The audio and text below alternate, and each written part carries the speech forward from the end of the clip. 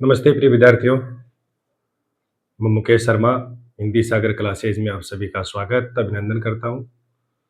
उम्मीद करता हूँ कि आप खूब मेहनत कर रहे होंगे, लगातार लगे रहिए और ये जो सुनहरा मौका ये बार-बार नहीं आएगा, समय व्यतीत होता जा रहा है और वरिष्ठ अध्यापक स्कूल व्याख्याता में तो जो है पद वो बढ़ने ही है, वरिष्ठ अध्यापक में तो बढ़ ही चुके हैं और स्कूल व्याख्याता में भी लगभग जो है पद बढ़ने हैं। पटवार में भी बढ़ने हैं और वरिष्ठ अध्यापक में पद है वो हिंदी विषय में नहीं बढ़े हैं, बाकी मैथ में, साइंस में इनमें बढ़े हैं और अच्छी बात है। लेकिन आप पद बढ़ने के ऊपर इतना ज़्यादा खुश न हो क्योंकि तैयारी आपको पुराने पदों के हिसाब से करें तो बेहतर रहता है, ताकि क्या है कि 20, 30, 50 सीट हमें दिमाग में नहीं रहे और ताकि हम अच्छे से तैयारी करें। कई बार वो होता है ना कि जब हम हेलीकॉप्टर की जब आस करते हैं, तो कह रहे हैं कि मोटरसाइकिल मिल जाती है, लेकिन जब मोटरसाइकिल की आस करेंगे तो मोटरसाइकिल नहीं मिलती है, फिर वो साइकिल मिल जाए तब भी अच्छी बात है। इसलिए हमें सोच है वो बड़ी रखनी है, कभी ये नहीं होना चाहिए कि इतने पद बढ़ गए तो थोड़ा धीरे पड़ जाए। लगातार आप रहिए, मेहनत करते रहिए खूब और रुकिए मत आप। कहने का मतलब है कि अब आप धीरे नहीं पड़ना है बिल्कुल भी, अब आपको और ज़्यादा जोश के साथ लगे रहना है और आज का जो हमारा बिंदु है वो है वाक्य अशुद्धि। वाक्य शुद्धि से संबंधित तो हमने टॉपिक कर रखा है, दूसरा टॉपिक चल रहा था। पहला हमने बिंदु किया कि वाक्य कितने प्रकार से अशुद्ध हो सकते हैं, तो पहले तो किया था कि अनुपयुक्त अनावश्यक शब्दों के कारण अशुद्धि हो सकती है, यानी अनावश्यक शब्द आ जाएंगे उनको हटाना है और उसके कारण उसको फिर क्या करना है, शुद्ध करना है। दूसरा है अनुपयुक्त शब्द है और उसमें क्या होगा, एक शब्द को हटाना है, उसकी जगह दूसरा शब्द रखना है। अनुपयुक्त शब्दों के कारण क्या हो सकती है, अशुद्धि हो सकती है। ठीक है, पहला अनावश्यक यानी पुनरुक्त शब्दों के कारण, दूसरा अनुपयुक्त शब्दों के कारण। अनुपयुक्त शब्दों के कारण हमने कुछ उदाहरण हमने कर लिए और वाक्य शुद्धि की हमारी क्या है, क्लास हो चुकी है। उसी के क्रम में आगे बढ़ते हुए अनुपयुक्त शब्दों के कारण है वो अशुद्धियां देखिए आपके सामने लिखी हुई है। अनुपयुक्त शब्दों के कारण अशुद्धि कैसे होती है देखना। पहला अशुद्ध वाक्य लिखा हुआ है कि पशुओं का झुंड चारों ओर पानी की चाह में घूम रहा था। ऐसा एक वाक्य आ गया, मान लो एमसीक्यू करेंगे हम। जैसे हमारे ये जो शुद्ध वाक्य है वो जो वाक्य शुद्धि है या वाक्य शुद्धि पूरी हो जाएगी, उसके बाद हम शुद्ध शब्दों से संबंधित है वो एक प्रश्न यहाँ पर आपको लिखेंगे, वहां से पूछा जाएगा लाइव, वो लाइव में पूछेंगे, चाहे वो शुद्ध वाक्य हो चाहे शुद्ध शब्द हो। तो चारों ओर पानी की चाह में घूम रहा था, चाह में घूम रहा था नहीं आएगा। देखो पानी की चाह नहीं है, पानी की खोज कर रहे हैं, यानी पानी की खोज कर रहे हैं। चाहत जैसे मान लीजिए कि नौकरी की चाहत है, नौकरी की खोज नहीं होती, वो चाहत होती है। मान लीजिए मुझे नौकरी की चाहत है यानी जरूरत है, तो वहां प्रयोग कर सकते हैं। लेकिन यहाँ जो है वो खोज आएगा जब हम जगह जगह जाते हैं, किसी चीज को ढूंढते हैं, तो वहां पर चाह नहीं होती, वहां क्या होती है, खोज होती है। इसलिए यहाँ पर पशुओं का झुंड चारों ओर पानी की खोज में घूम रहा था, न कि चाहत में। इस शब्द को हटाना है, उसकी जगह खोज शब्द है वो रखना है। पहली बात, हो सकता है कि इनके जैसा और भी कोई वाक्य आ जाए कि इसमें खोज के का मतलब ये भी नहीं है कि अन्वेषण आ जाए। ठीक है, या कोई आविष्कार भी लिख सकते हैं, कोई भी शब्द लिख सकता है, लेकिन पानी की क्या की जाती है, जब जगह जगह कोई चीज ढूंढते हैं, जैसे मान लो कोयले की है, जैसे मान लो कोई नया जो चीज बना रहे, खोज कर रहे हैं, मान लो कोयला कहाँ मिलेगा, पानी कहाँ मिलेगा, उसकी खोज की जाती है, ये ध्यान रखना। उसका आविष्कार भी नहीं किया जाता, ये ध्यान रखना। उसको अन्वेषण भी कह सकते हैं, जैसे पानी की खोज कर रहे हैं ना, उसको अन्वेषण कह सकते हैं, किसी नई जगह पर खोजना। अगला देखो, प्रेम करना तलवार की नोक पर चलना है। देखो तलवार की नोक नहीं होती है, नोक होती है वो सुई की होती है, तलवार की क्या होती है, धार होती है। इस बात का ध्यान रखना, पीछे वाले वाक्य भूल जाइए। प्रेम करना तलवार की नोक पर चलना है और किसी से प्रेम करना तलवार की नोक पर चलना है, कोई भी वाक्य आ सकते हैं। तो तलवार की क्या नहीं होती है, नोक नहीं होती है, नोक सुई की होती है, तलवार की क्या होती है, धार। थोड़ा सा आप ध्यान देंगे तो आपको ये वाक्य है वो आप अशुद्धि निकाल सकते हो। तो प्रेम करना तलवार की नोक पर चलना है, ये वाक्य आ जाए तो इसको शुद्ध करके लिखना है, प्रेम करना तलवार की धार पर चलना है, तलवार की धार।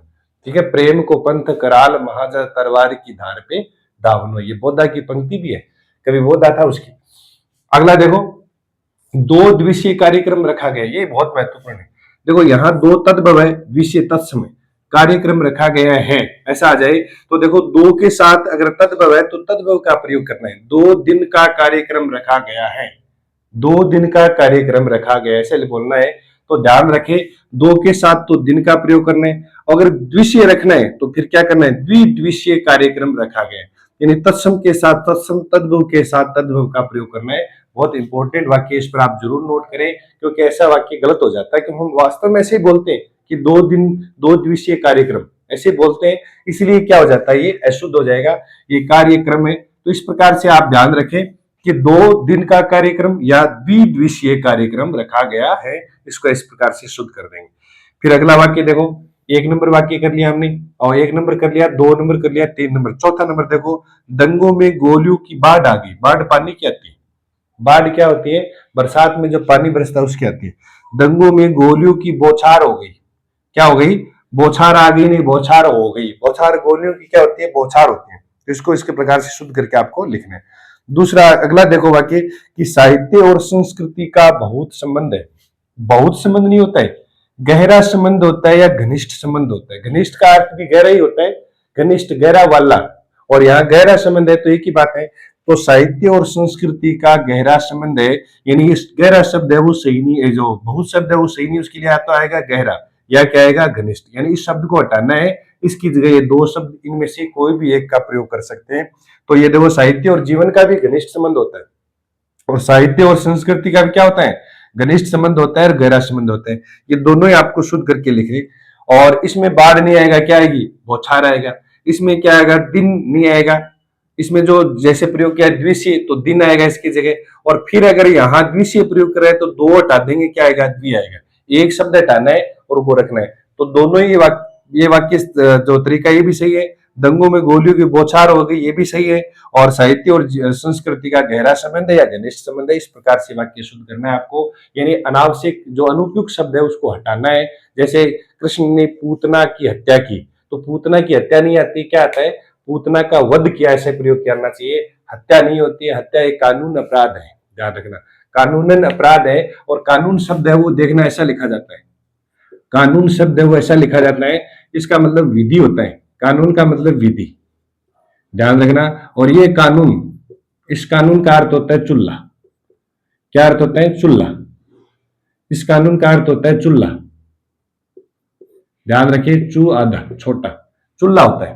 कानून का मतलब चूल्हा, यानी कानून जब अनुस्वार लगेगा तब उसका अर्थ विधि होगा या जो नियम होगा उसका अर्थ। तो ये शब्द भी आप ध्यान रखें, दोनों युग्म शब्द है, अलग अलग प्रयोग किए जाते हैं।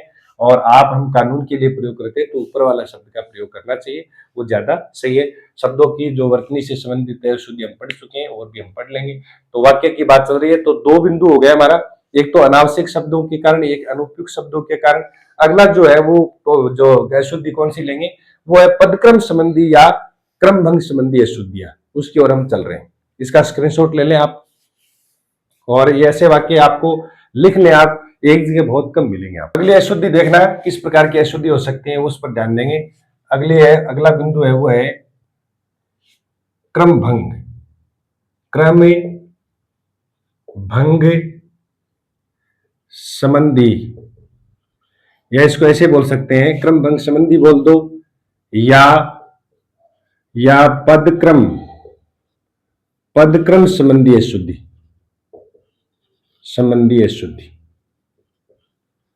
क्रम भंग या पदक्रम संबंधी अशुद्धि, दोनों में से किसी का भी हम प्रयोग कर सकते हैं। क्रम भंग का भी बोल सकते हैं और पदक्रम संबंधी अशुद्धि। पदक्रम नहीं है, पदक्रम है। पदों का क्रम सही क्या रहेगा, इस पर हम ध्यान देंगे। तो पहले तो मैं आपको बता दूं कि नियम क्या देखो, 1-2 कारकों का सही क्रम क्या होता है। अगर कारक हम प्रयोग कर रहे हैं हिंदी वाले, तो ध्यान रखना है कारकों का सही क्रम क्या होता है, एक नियम है, इस पर ध्यान देना आप।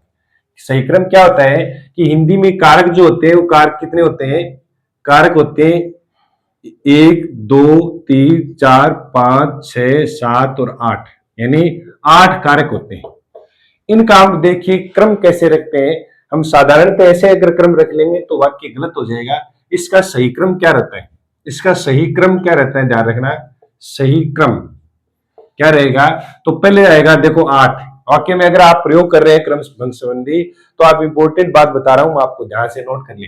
और फिर देखो पहले आएगा संबोधन, फिर आएगा संबंध, ये 6 नंबर संबंध आएगा, मैं हिंदी में भी लिख दूंगा। और उसके बाद संबंध के बाद फिर आएगा कर्ता, कर्ता के बाद क्या आएगा, अधिकरण। कर्ता के बाद आएगा अधिकरण, अधिकरण के बाद आएगा अपादान, अपादान के बाद आएगा संप्रदान, संप्रदान के बाद आएगा करण, और करण के बाद आएगा कर्म। इस प्रकार से रखना है, 1 2 3 4 5 6 7 8।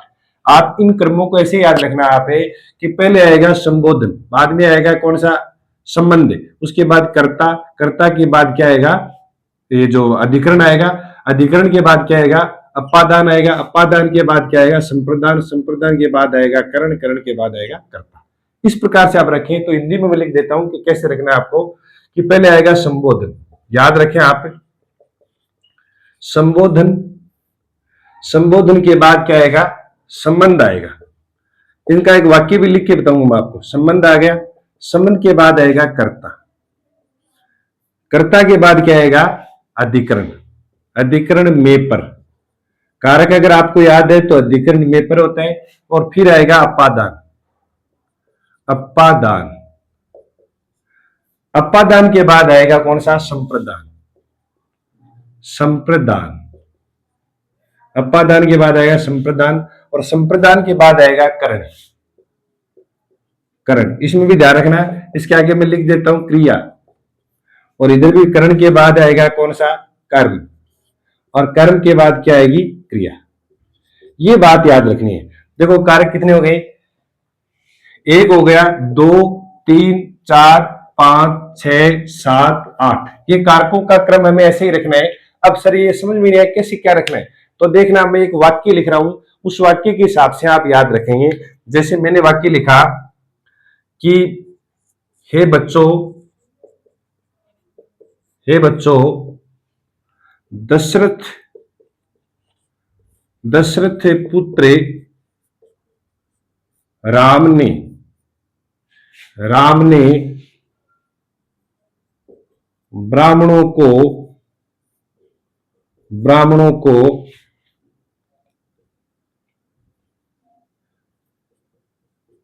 गंगा तट पर, गंगा तट पर, ब्राह्मणों को गंगा तट पर अयोध्या से जाकर, जाकर वस्त्र, अयोध्या से जाकर वस्त्र हाथ से, हाथ से दान किए। अब अगर इतना बड़ा वाक्य में एक साथ लिख दिया मैंने, हाथ से दान किए। अब आपको दशरथ पुत्र राम ने ब्राह्मणों को गंगा तट पर अयोध्या से जाकर वस्त्र हाथ से दान किए, ऐसा अगर वाक्य आ गया तो हमें पहचान नहीं हो पाएगी कि इनको वाक्य को रखे कैसे। अब आपको अगर ये क्रम याद है तो इन वाक्यों को शुद्ध करके हम लिखेंगे। अभी देखो शुद्ध करेंगे तो कैसा लिखा जाएगा, तो उस वाक्य को शुद्ध कर रहे हैं, वाक्य को शुद्ध करके कैसा लिखा जाएगा इस पर ध्यान देना। अब क्या आएगा, सबसे पहले संबोधन, तो संबोधन में आएगा, तो ये तो वाक्य अशुद्ध है, इसको तो कर देना, आप क्या कर देना, अशुद्ध वाक्य। इसको शुद्ध करके कैसे लिखेंगे, कारकों का क्रम, क्रम बंध संबंधी पढ़ रहे हैं तो क्रम क्या रहेगा, जरूरी नहीं है कि एक वाक्य में सारे आए, लेकिन मान लो उस वाक्य में कर्ता आ गया, संप्रदान आ गया, कर्म आ गया, तो क्रम तो ये रख सकते हैं, यानी 1 नंबर, फिर 2 नंबर, फिर 3 नंबर, ऐसे रख देंगे। आगे आपको वाक्य बताएंगे, जैसे हे बच्चों, हे बच्चों, ध्यान से सुनना इस वाक्य को। अब आएगा संबंध, संबंध क्या आएगा, दशरथ, दशरथ पुत्र, दशरथ पुत्र राम ने, दशरथ पुत्र राम ने। अब देखो कर्ता के बाद क्या आएगा, राम आएगा, अधिकरण आएगा, राम ने गंगा तट पर, गंगा तट पर, गंगा तट पर, अधिकरण हो गया मैं पर, गंगा तट पर अपादान, अपादान का क्या होता है, से अलग होना, गंगा तट पर अयोध्या से जाकर, अयोध्या से, अयोध्या से जाकर, अयोध्या से जाकर ब्राह्मणों को, ब्राह्मणों को, ब्राह्मणों को का यहां पर संप्रदान है, ब्राह्मणों में ध्यान रखना, दान का भाव है, ब्राह्मणों को और हाथ से, ब्राह्मणों को हाथ से या अपने हाथ से, ऐसे प्रयोग कर, ब्राह्मणों को अपने हाथ से, इसमें ऐसे प्रयोग कर दो, ब्राह्मणों को अपने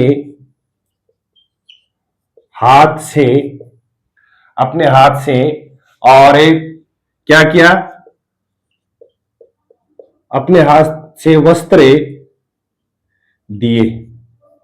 अब देखो इसमें सारे कारक आ गए, अधिकरण भी आएगा, अपादान शैल संप्रदान के लिए भी आएगा, करण भी आ गया, कर्म भी आ गया, सारे आ गए इसमें।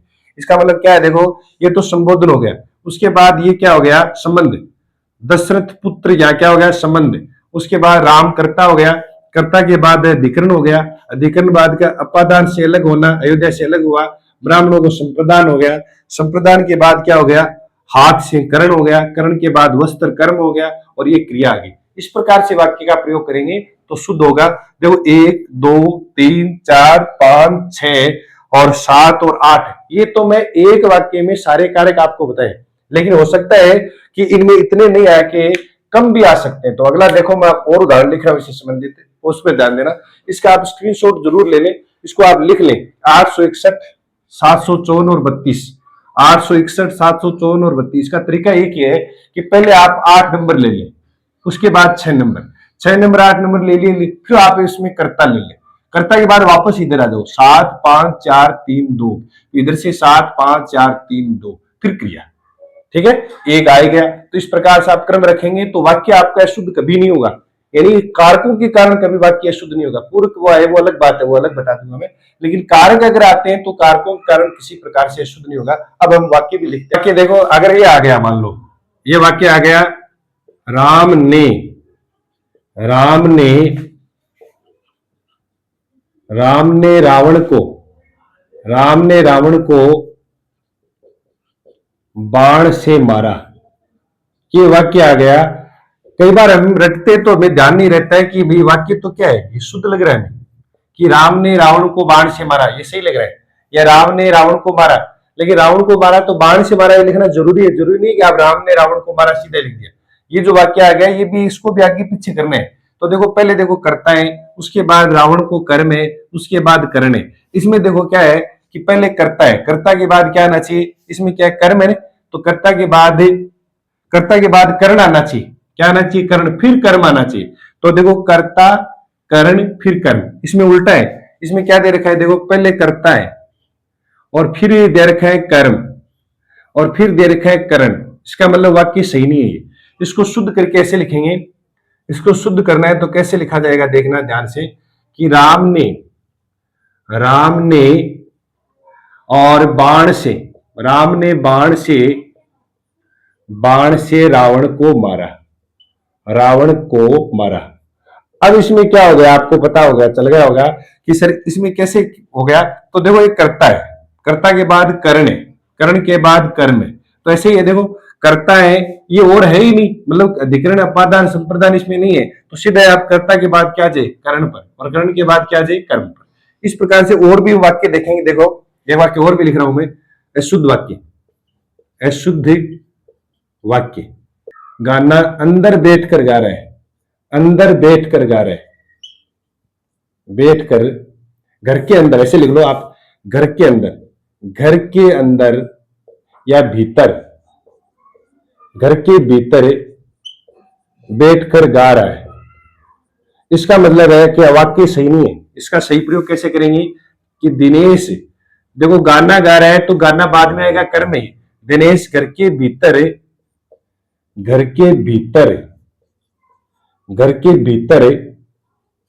बैठकर,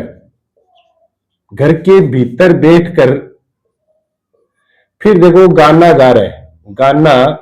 गा रहा है। इस प्रकार से वाक्य का प्रयोग करेंगे।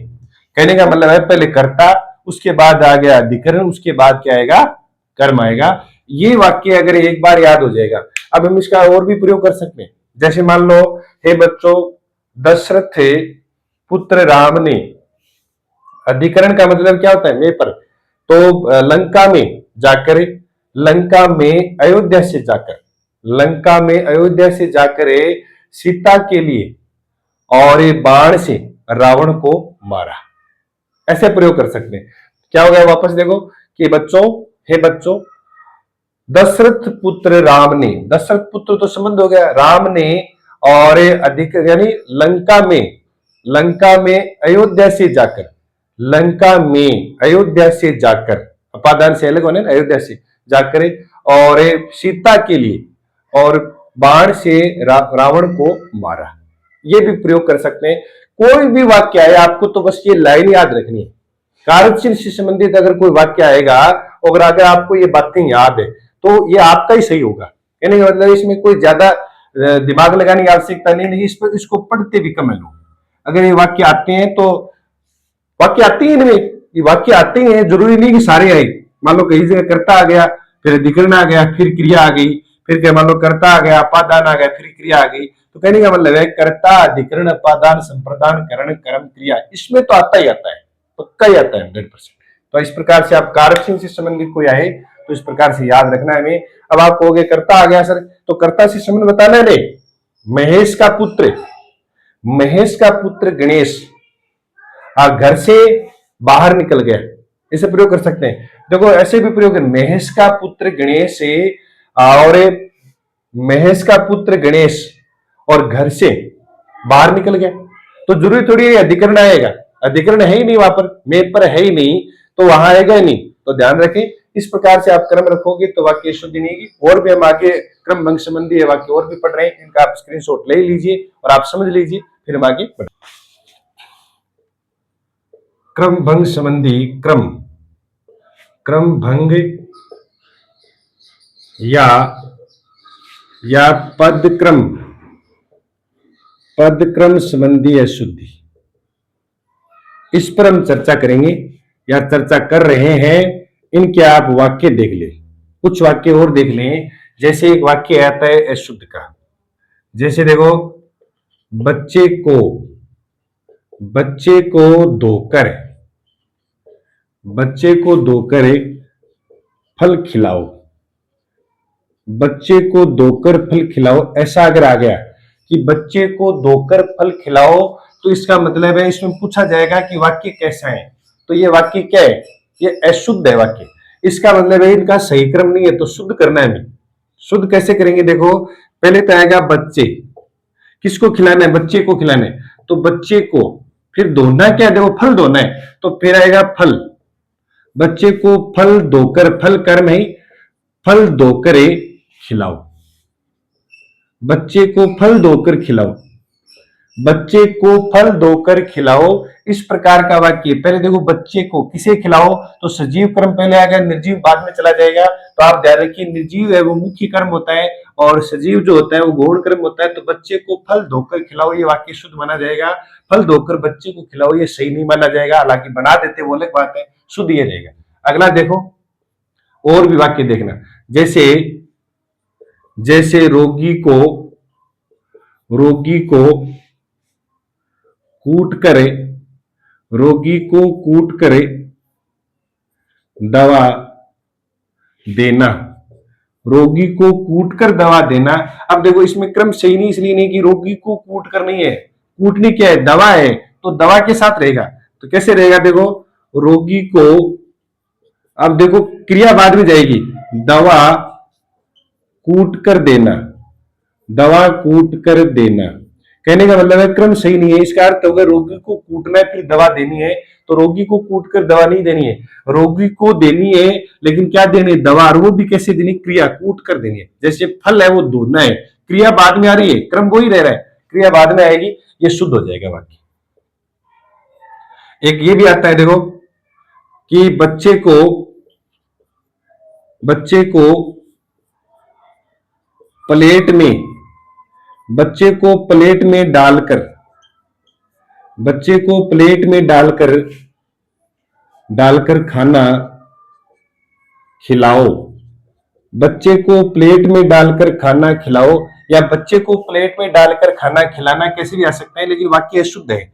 इसको शुद्ध करके कैसे लिखना देखना, ये बच्चे को प्लेट में नहीं डालना है, प्लेट में किसको डालना है, खाने को। तो ध्यान रखना, इसको ऐसे प्रयोग करेंगे कि बच्चे को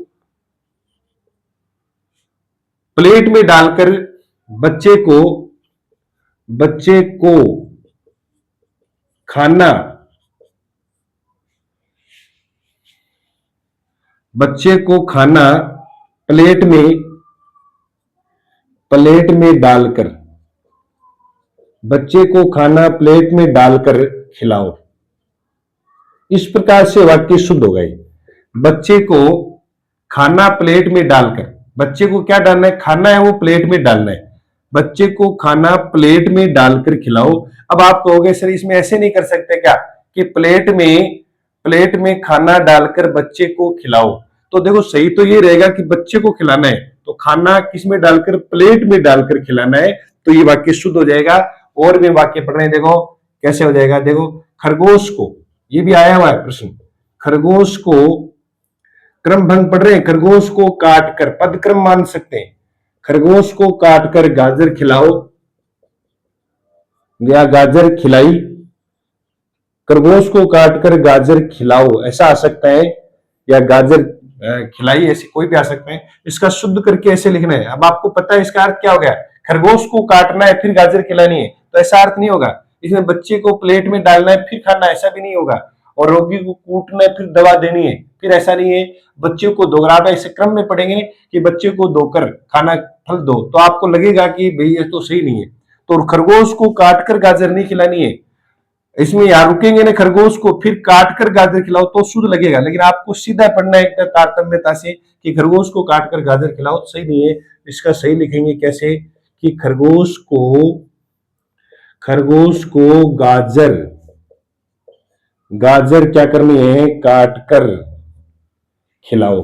खरगोश को क्या खिलानी है, गाजर काट कर खिलानी है, न कि खरगोश को काटना है। खरगोश को गाजर है वो काट कर फिर क्या करनी है, खिलाओ। इस प्रकार से वाक्य आएंगे तो शुद्ध हो जाएगा। ये 3 वाक्य भी लिख लें आप, महत्वपूर्ण है। ऐसे वाक्य, चारों वाक्य, ऐसे वाक्य हम और भी पढ़ेंगे आगे, ऐसे वाक्य है वो हम और भी पढ़ने जा रहे हैं। इन वाक्यों को तो आप जरूर नोट कर लें क्योंकि महत्वपूर्ण वाक्य है, ये परीक्षा में आते ही रहते हैं लगभग। तो देखना और भी आगे, इनका आप स्क्रीनशॉट ले लें और फिर वाक्य और भी आगे बढ़ रहे हैं।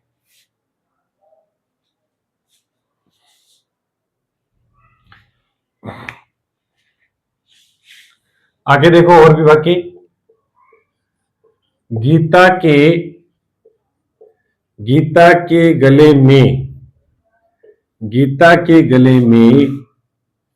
एक मोतियों का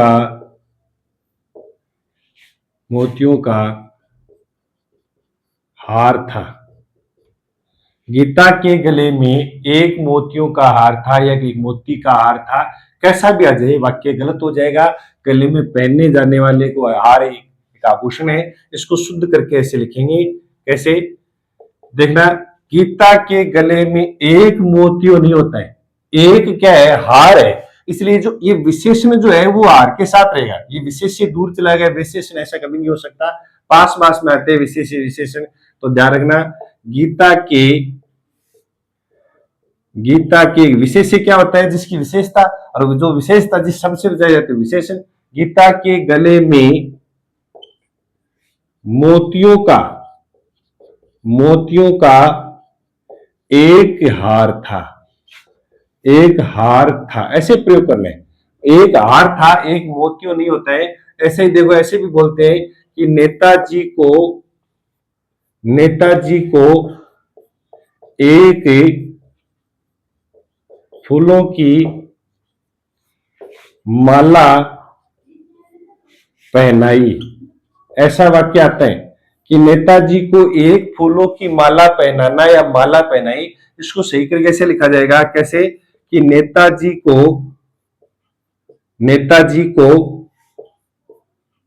फूलों की, देखो फूलों की थी, वो फूलों की क्या थी, एक माला थी, एक माला, न कि एक फूलों की एक माला पहनाई।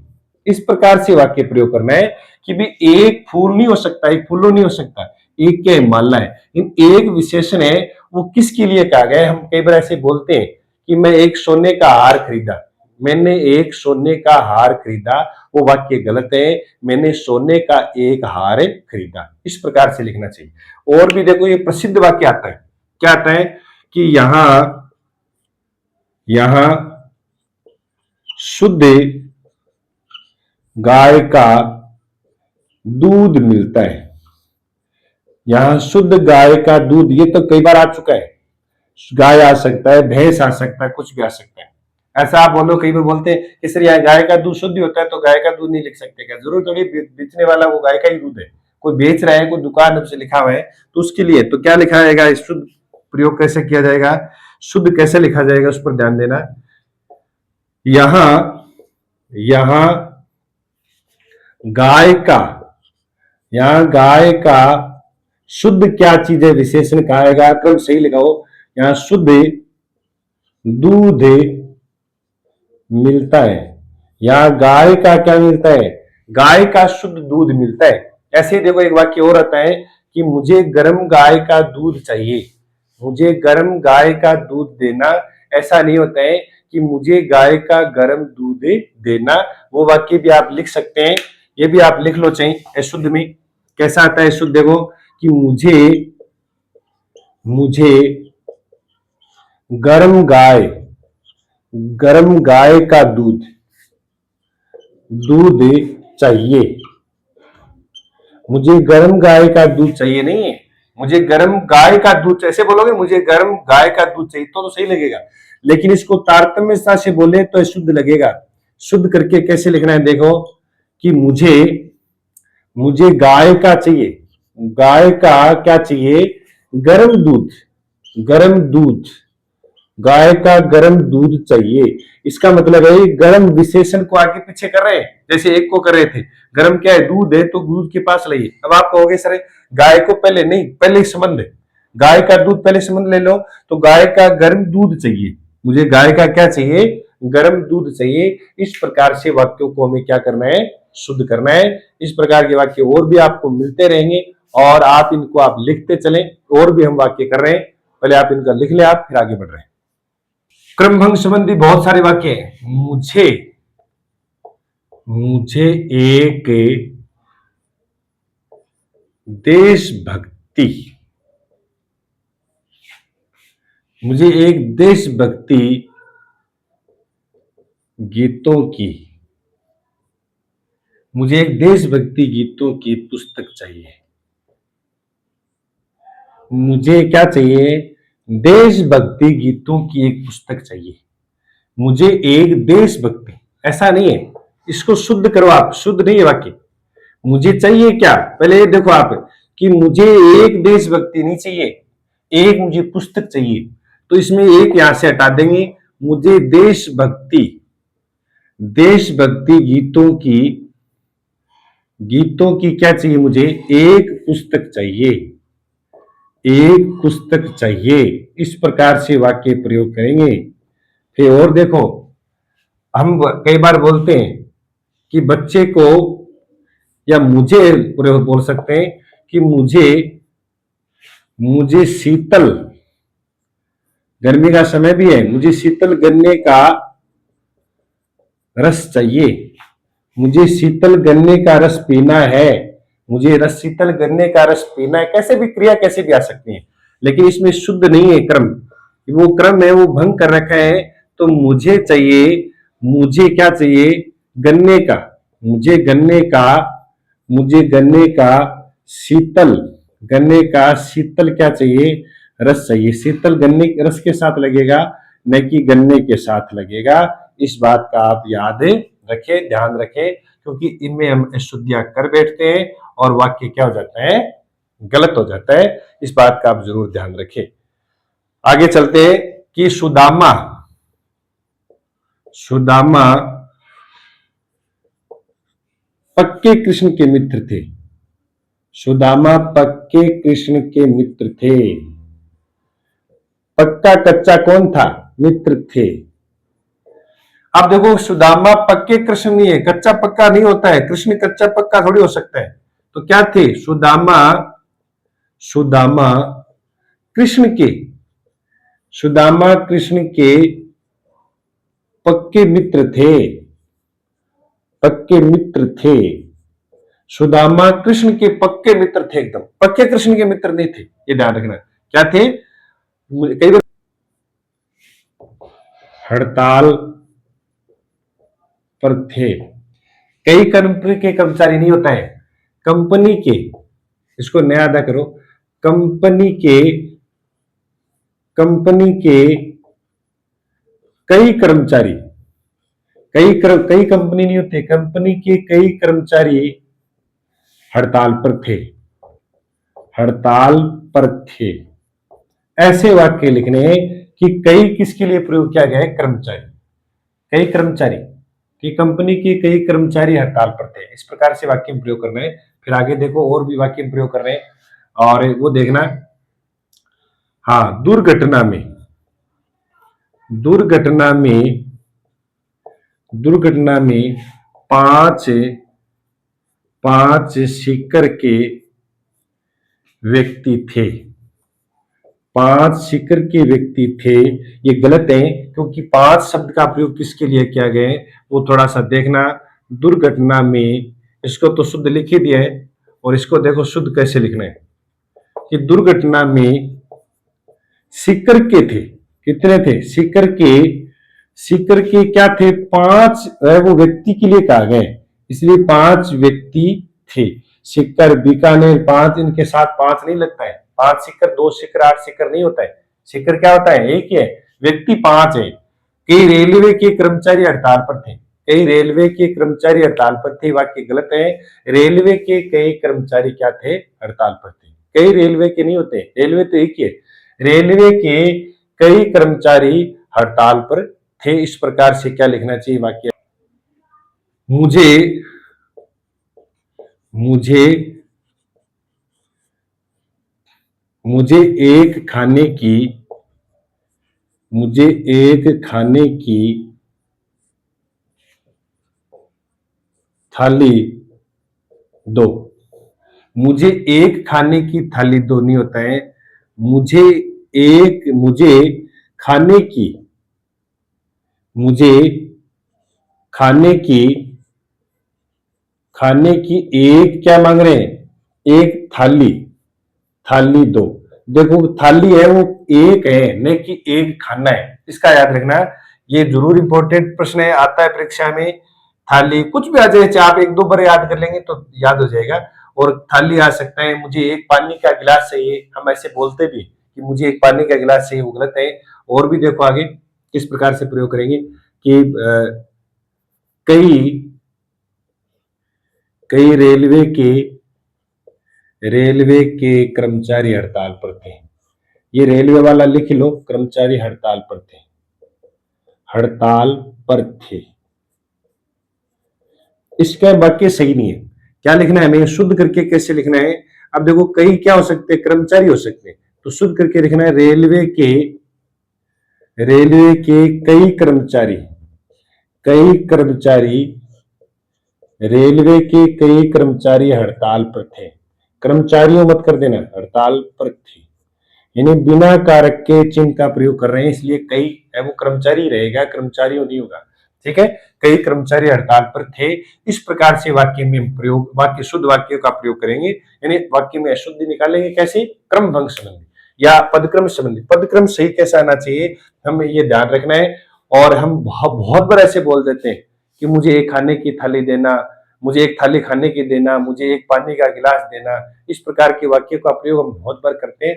क्रम भंग संबंधी वाक्य हम और भी पढ़ेंगे। आज के लिए इतना ही पढ़ेंगे। और आपको क्लास कैसी लगी लाइक जरूर करें, शेयर करें, आप सब्सक्राइब करें और अन्य मित्रों को भी बताएं। आप क्लास हमारी जारी रहेगी। एपीओ मेंस, आरएस मेंस, अन्य प्रतियोगी परीक्षाओं में पूछे जाने वाले प्रश्न है और लगभग ये प्रश्न आते भी है, क्योंकि पीछे वाले पेपर आप उठा के देखेंगे तो ऐसे प्रश्न आपको मिलेंगे। और इससे संबंधित और भी हम करेंगे। नए नए जो है आपके सामने वाक्य आएंगे जो आपको नया लगेगा।